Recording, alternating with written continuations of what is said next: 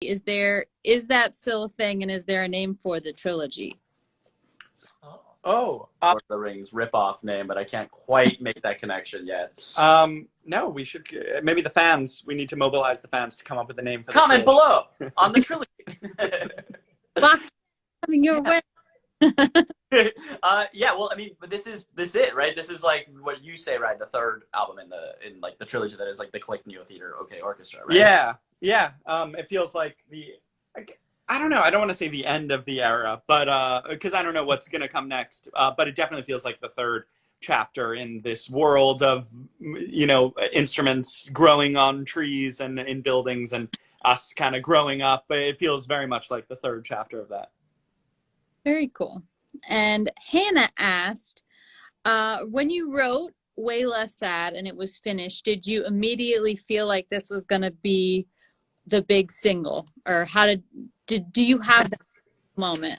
Yeah, we've said this before. Contrary to a lot of artists, we actively try to write singles when it's time to write the single or two of the album. We try, and we don't always do a good job. Some of them fail, or so we send it to our manager, and he's like, "Oh, this doesn't sound like a single at all." And then some of them do well. Obviously, like Bang was one. And Way Less Sad was a really funny story because it was such a long time in the making. First of all, the sample came like 9 years ago. We isolated that sample of the horns, and we just put it away, waiting for the right song 9 years later. And the Don't You Love It? No, I ain't happy yet, but I'm way less sad. We originally had that as a song for Kygo, the artist that we sent to his manager, and they didn't want it. And we were like, this is such a good hook. It's so relatable. It's such a cool idea. Let's keep it for ourselves. Then the track that we made with the Paul Simon, like those horns and everything, we sent that to Cardi B with a different top line over it, totally different, that we'll probably release at some point, much further down the road. And they didn't want it, so we're like, oh, the track is so good. And then as soon as we put Don't You Love It? No, I'm happy yet, but I'm way less sad over the horns and with that explosion, I remember exactly where we were in our bedroom, and it was just like, oh, okay, that's just like the ultimate drop. That is such a good feeling. And then we sent it to our manager, just that, and he was like, okay, that feels like that's a single. So that was the process. Wow. What a couple left turns there. That's awesome. Yeah. And speaking of Bang, I just have to ask, we started playing that song when it first came out, and it's just been really incredible to see it kind of like grow legs and just take off on its own. I mean, what was that like for you guys? It's been so slow. Very unexpected. Yeah. Yeah, it's like we've never had a song like this before. Usually our songs like last like a couple months while they're on the radio, and then it's like, oh, on to the next one. And this one was a year, just slowly growing each week.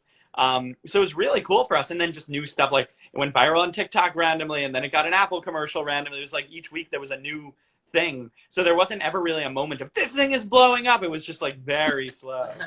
It's everywhere. It's really cool. All right, I don't want to keep you guys too long. Just a couple more questions. Yeah. I have one more from Paulina. What is one of the strangest sounds you have sampled for the upcoming album?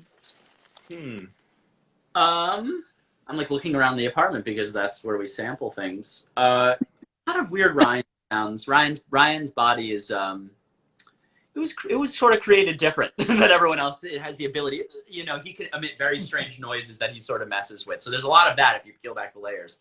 A lot of pots and pans in our kitchen.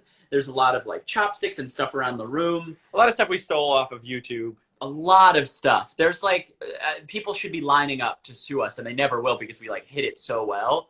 But there's a lot of random people's voices on our songs that are like actual things that exist.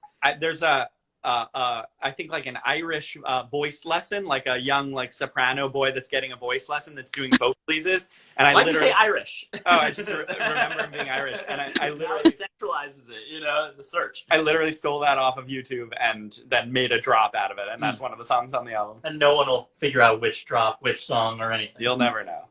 That's so what a cool process. It's just so fun to watch you guys work, and I love that you share that on Instagram sometimes, like really what goes into it, because it's so unique to AJR, and it comes out like beautifully in all of your songs. Especially that we love it. We're excited about it. And thank you guys for just making some time to talk with us today. Thank you so much. Thanks for having us. Good to see you again.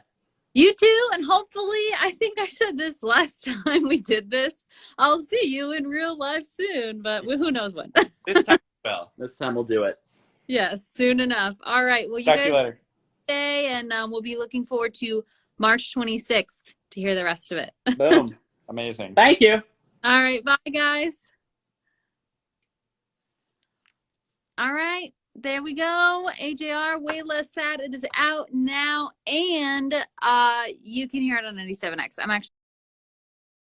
You can hear it on 97X. I'm actually going to play coming up right now at 4:30, and then again at 8 o'clock tonight, and then tomorrow, and it's going to be playing all day. Like, not all, you know what I mean. You'll be here commercial free, so you won't have the risk of tuning in and hearing commercial.